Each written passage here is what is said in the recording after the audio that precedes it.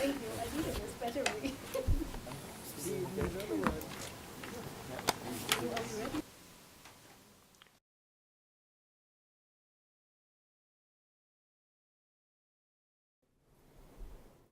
We want to highlight in particular two successes in 2016 on the policy area. Especially Molly and Brooke are responsible for that. They can't be with us here today. But we want to highlight that we actually managed to get a higher energy efficiency target and a recognition by politicians that actually the role of citizens in the energy transformation is really, really crucial.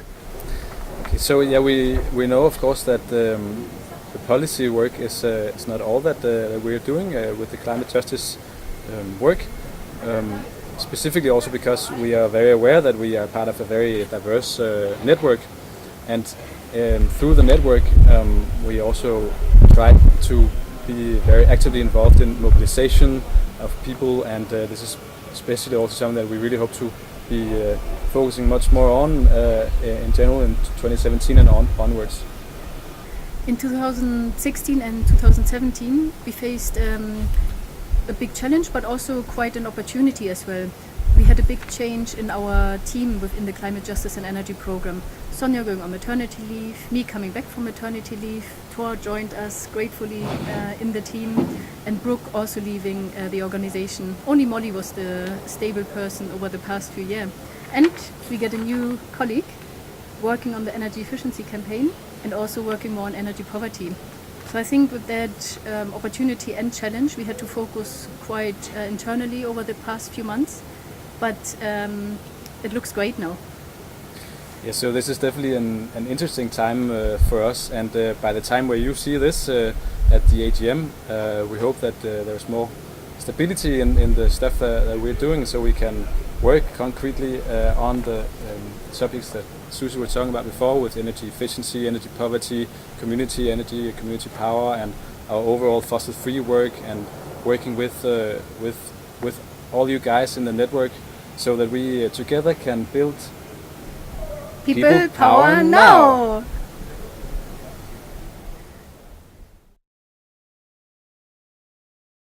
We the E, we the J, we the EJ team. Yes, we can test. Yeah, I think so. My name is Fabian. I work in the EJ team as a trade campaigner, and my focus is on the power that corporations gain through new trade agreements. And in the last year, that has meant working a lot on TTIP, but specifically on CETA and the power that corporations will get through this infamous investor-state dispute settlement, so their ability to sue our governments, and we've been fighting it all the way.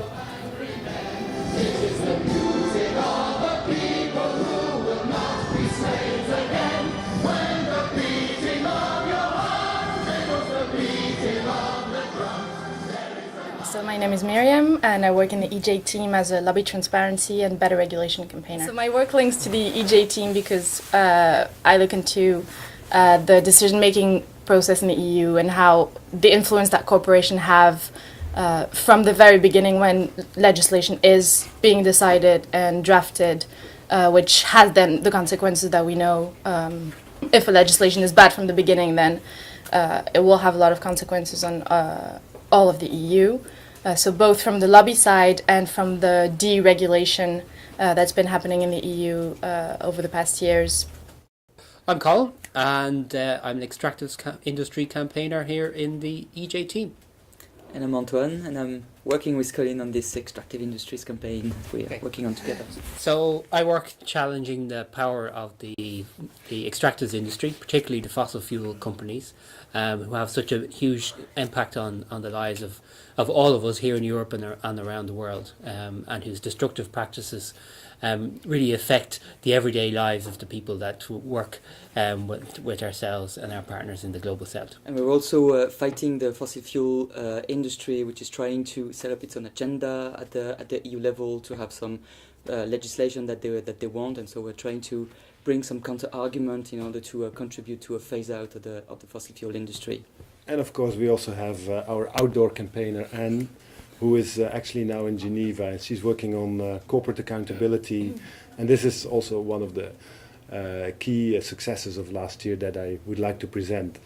There's negotiations happening right now about a treaty, a UN treaty, to make corporations accountable for their negative impact. So if they do human rights abuses, then victims can actually take companies to court at the national or at the international level. These negotiations are happening. Surprisingly, the EU, who always claims to be in favor of human rights, didn't want to take part in these negotiations. They wanted to block them, they boycotted them. And actually Anne did a strong campaign criticizing and exposing the EU for their role. And happily, after a lot of work from our side and from other side, last autumn the EU had to change its course and they decided to take part in negotiations. Of course, now they need to have a constructive approach, but the first step to force them to take part in the negotiations, I think, was a clear success for our work. So a challenge that I often find in my work is that because I focus on the EU institutions and the lobbying around it and the deregulation, it's very much Brussels-based, and I struggle sometimes to link it to the work that other groups are doing. There is definitely a link of, say, what happens at the beginning of the process and then the way it's has consequences in Europe. But that link maybe is sometimes difficult to make more concrete and visible. Wait, Anne. team. Okay. Thing. So what do we do? 3. Okay, this one's good. 4. Who did that? 4. What's half of Colin the is way? not in. So we're here with the Fossil Free campaign, which we've launched this year, and it's a network-wide campaign to ensure that our energy system is rid of fossil fuels. So we want to ensure that we have a future free of fossil fuels here in Europe, built on community energy with super energy efficiency, and one built on people's action. So that's what we're doing here right now, is preparing for an action to support our campaign. A crucial part of the campaign is, of course, the involvement of the network and the engagement. We had a very successful network gathering in the Netherlands, in the Glint, with more than 20 European groups joining, and also Young Friends of the Earth and Friends of the Earth International. We talked about the campaign plans, concrete activities, and decided about our joint priorities. And in addition, we joined the solidarity action Knitting for Groningen. It's a campaign against the major gas field in Groningen. And here you see the final product. We managed, or we supported the final product, and now there's the smallest house in Groningen covered by this knitting product.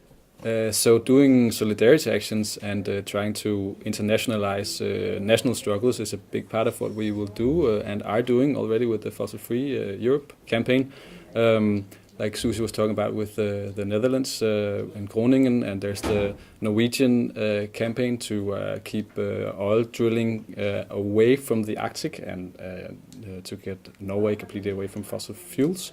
And then we also have the FOI International Days of Action that we will also participate in as part of the Fossil Free campaign. As part of the Fossil Free campaign, we have collectively agreed on 3 key priorities.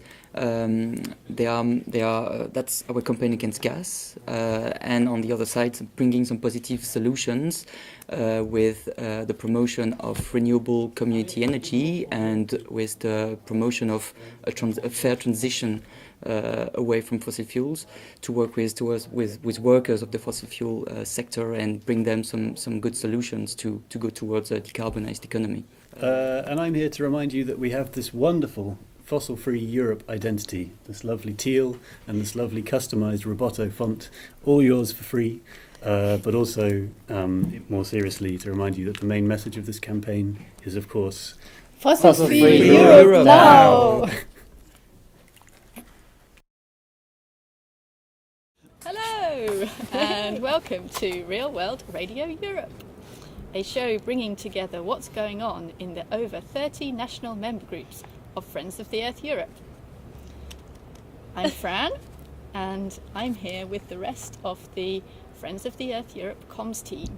Hi, I'm Stina. I'm Sam. Hello, I'm Paul. Hi, Sam. Hello, Paul. Hi, Paul. Hi, I'm Ro.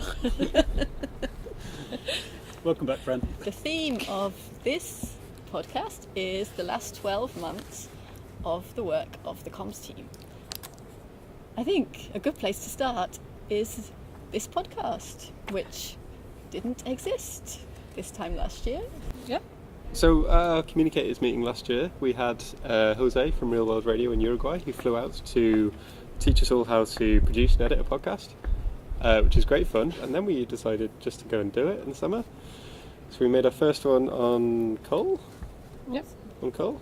Yep, and the Vattenfall case. Yeah. And so far we've had six episodes, still to coming up really soon. So, and you should subscribe on iTunes. You. I was going to ask, how can people listen to it if they haven't yet?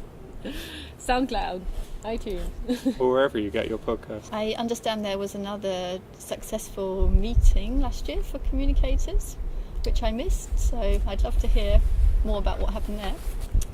Great question, Fran. We did have a very successful communicators meeting in June in the Netherlands, very kindly supported by Millie Defensi, and had communicators from across the network.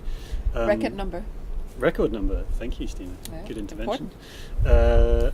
It was very focused on storytelling and the narrative project, which we're still on track to completing in 2017. We're going to need your engagement, so watch this space. But also very focused on practical skills, so radio, video, and also crisis communications were some of the topics there. So, it's very interesting. And you're continuing to do internal communications for targeting the network? Absolutely, the network news continues. Watch out for that in your inbox. The annual review, of course, should be with you at the AGM, and we've also been doing a lot of work with the Green 10 here in Brussels, so revitalising the coalition of some of the biggest NGOs in the Brussels bubble. How was the year in numbers?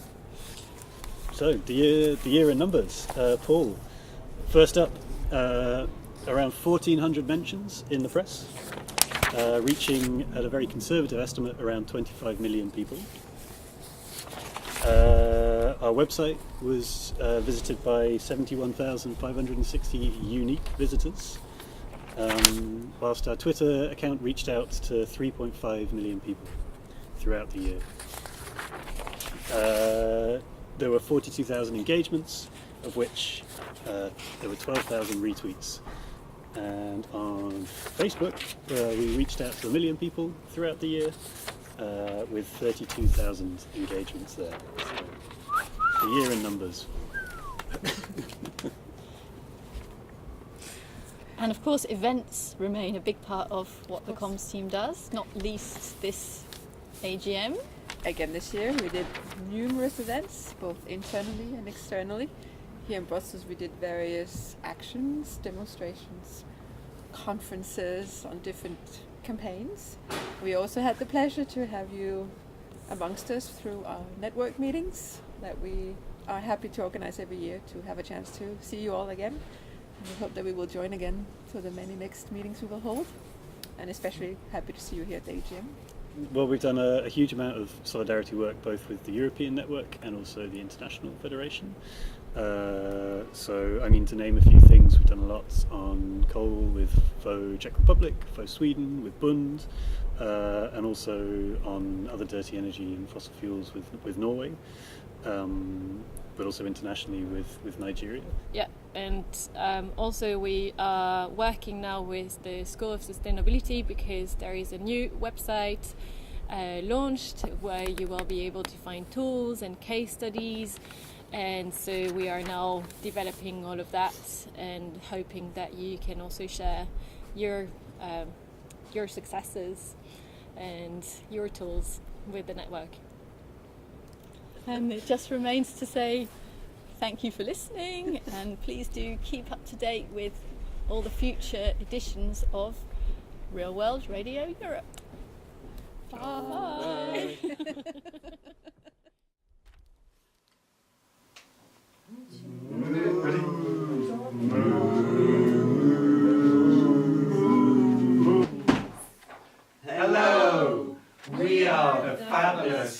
team. Food, agriculture and biodiversity.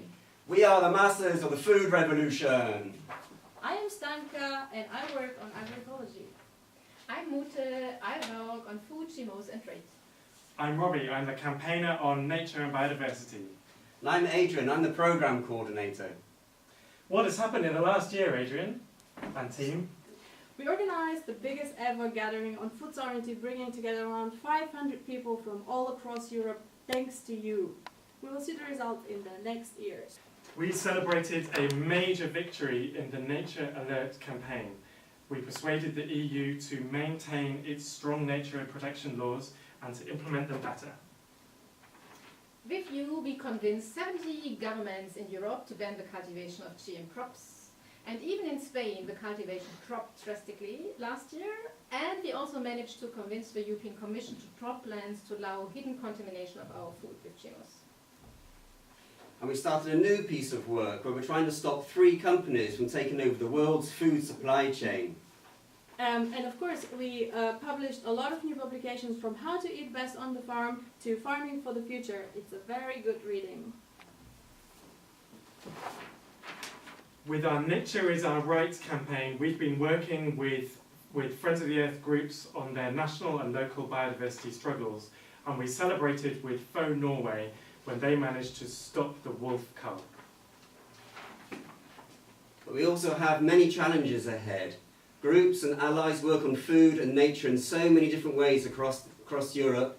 But what we want to do and our ambition is to build a much bigger food movement so we can challenge and build a new food system and to save nature. Campaigning with you for food sovereignty and biodiversity.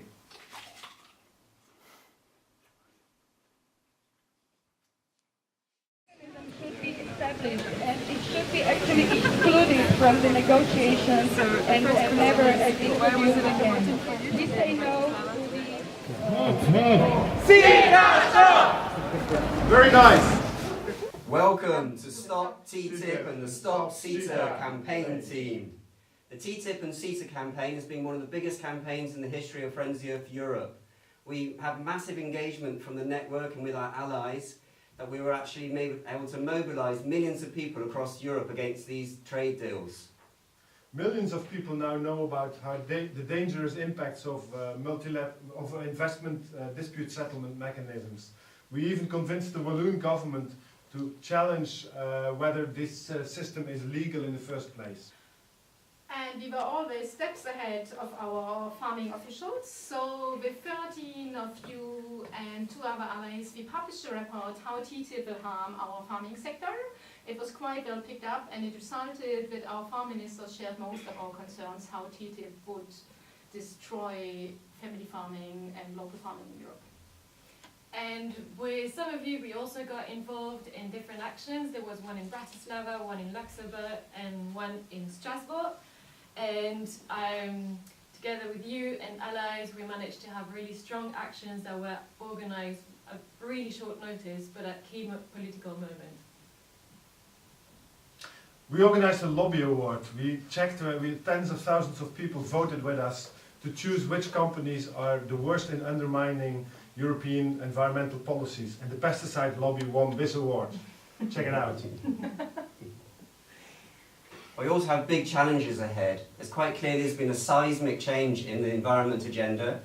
CSOs and civil society have managed to block TTIP before Trump was actually elected, but we've also seen our campaigns being hijacked by the far-right nationalist parties. So we have big challenges ahead.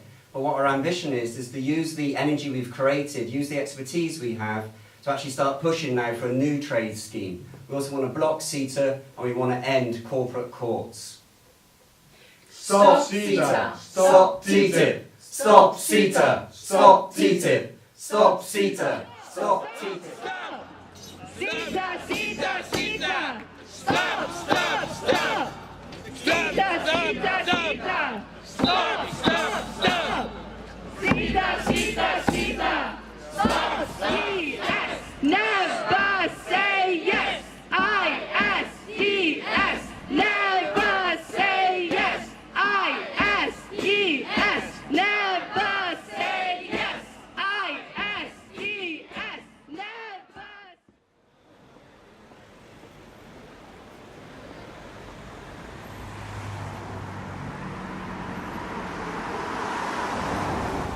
I'm Maeve. I'm a resource justice campaigner with Friends of the Earth Europe.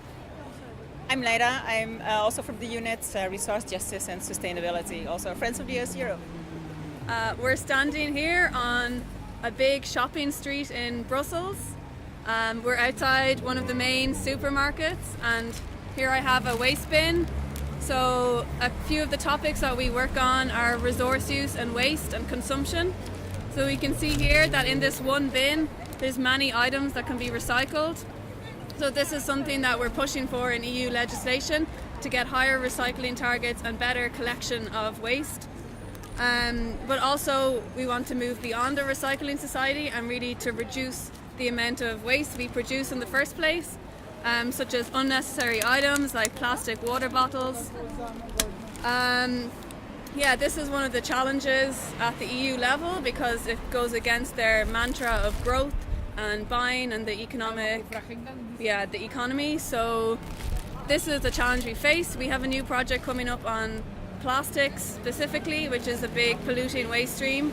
So we're going to be pushing for this at the EU level with other organisations on these issues. Last year we published 2 new studies looking at land consumption and how much land is embodied in the agricultural products which Europeans consume. A big finding was that a lot of the land we use the products we consume comes from outside of Europe, so we're highly reliant on imported land.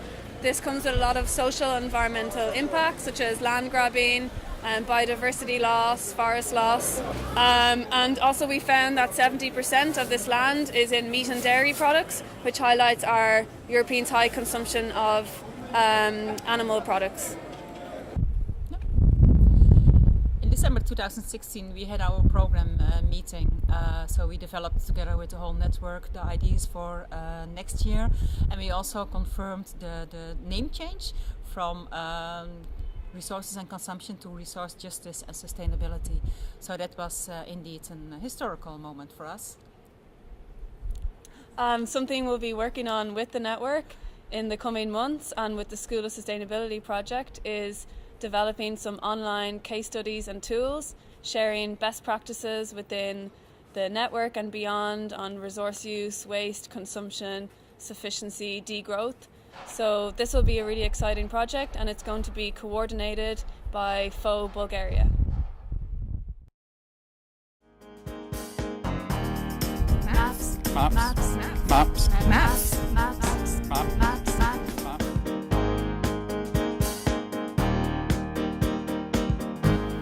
Intersectionality work. Empowerment. Movement building. Gender justice work. Diversity. Collective action. Popular education. Equality and equity.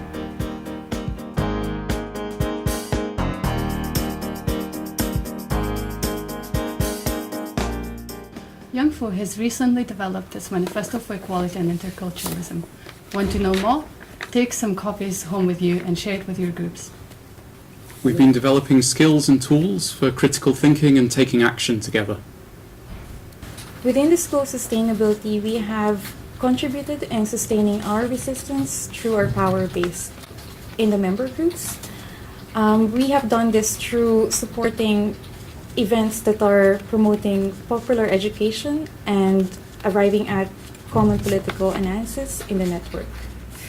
Lately, there have been many productive discussions on gender justice and equality in the office. For example, we had the lunchtime meeting on gender dynamics in the office, which is mainly made possible by the feminist group. So we've seen attacks on social movements across the world and also in Europe, shrinking space for civil society. And it's really important that we redouble our efforts for solidarity to protect our allies and our colleagues, and also to make sure that we win our campaigns.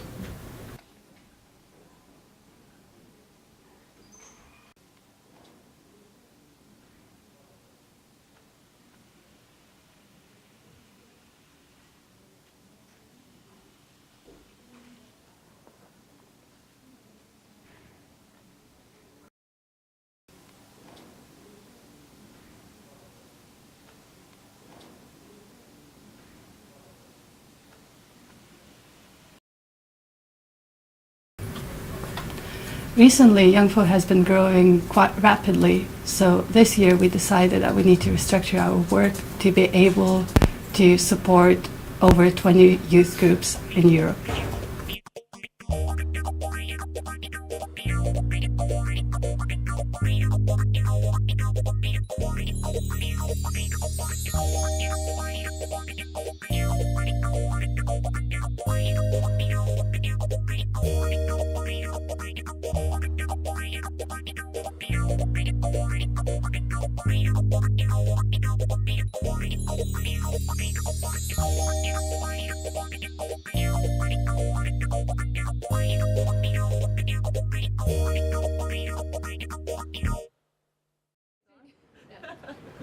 Hello, my name is Agnieszka. I've been with FOWE for the last, I think, 8 years.